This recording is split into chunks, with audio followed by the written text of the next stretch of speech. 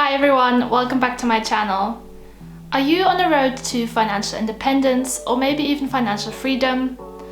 Well, here are some truths that I wish someone had told me early on in my journey, as they would have saved me a lot of time and especially money. So I thought I'd be that person for you and share these valuable money truths with you guys. So the first money truth is that the markets will go up. It's easy to think that these are a volatile investment, but it's helpful to look at historic facts about the stock market. For example, one of the biggest index funds, the S&P 500, has provided an average annualized return of 10 to 11% since its inception in 1926. So this just shows that as a passive long-term investment, index funds are a great tool on your road to financial independence. The second money truth is that time in the market is often better than timing the market. So when you see the markets going up and down, it's easy to think that the stock market is a very volatile investment. And it's also tempting to want to sell when your investments are down. And this makes sense because research has shown that we are likely to feel the pain of financial loss twice as much as the joy when we gain the same amount of money. But historically, there have been more up days than down by a factor of 3 to 1. So often the best thing you can do is do nothing. Hold your investments and wait out the storm.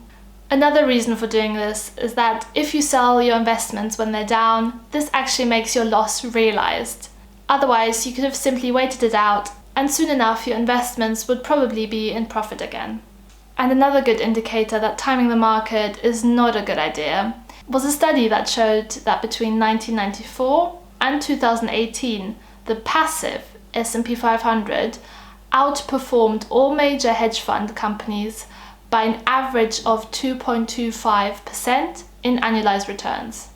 So the companies whose job it is to try and outperform and time the market weren't even able to outperform the passive S&P 500, showing that often a passive approach to investing and holding over the long term will give you the best returns. Another money truth that seems obvious, but there's really no way around if you want to be financially independent, is spend less than you make. Mr. Money Moustache, who was one of the first people to write about financial independence and the FIRE movement, even came up with a system where the amount you're able to save directly indicates in how many years you would be able to retire.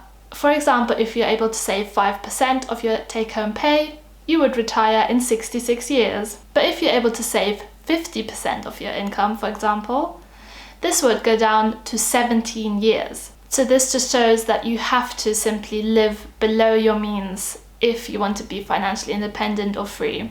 And that simply, the more you're able to save, the quicker you will get to your goals. I know this might sound boring, but there's simply no way around this one. So the fourth money truth is put your money in assets, not liabilities. So you might be wondering, Sarah, what's an asset? What's a liability? So as a generalization, assets are investments that put money in your pocket.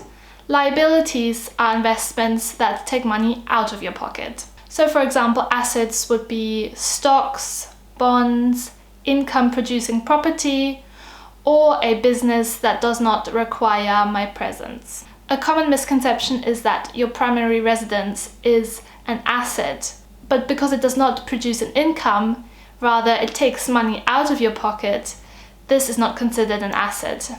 If you want to know more on this topic, I would highly recommend taking a look at Rich Dad, Poor Dad, because this financial book is really a classic read on these topics. So what you want to do to reach your goals of financial independence is keep putting your money into the asset column as much as possible instead of the liability column. Another disclaimer is that cars, unfortunately, are a big liability. They are known to be very costly to keep up and run, so this one is definitely one for the liability column. And my last money truth is more of a general concept, and it is the one that where value is added, money will follow. To build your wealth, it's easy to think about what job is the highest paying, how can I get the most amount of money, But if you follow the simple truth of wanting to just add as much value as you can, money will always follow. How do you add value? Well, often it's about either doing something better than anyone else or doing something that no one else is doing. This is a sure way to attract money into your life. I'd love to hear any of your favorite truths. Just comment them below. Thank you for watching. I hope you found this valuable. I'll see you guys soon for the next video.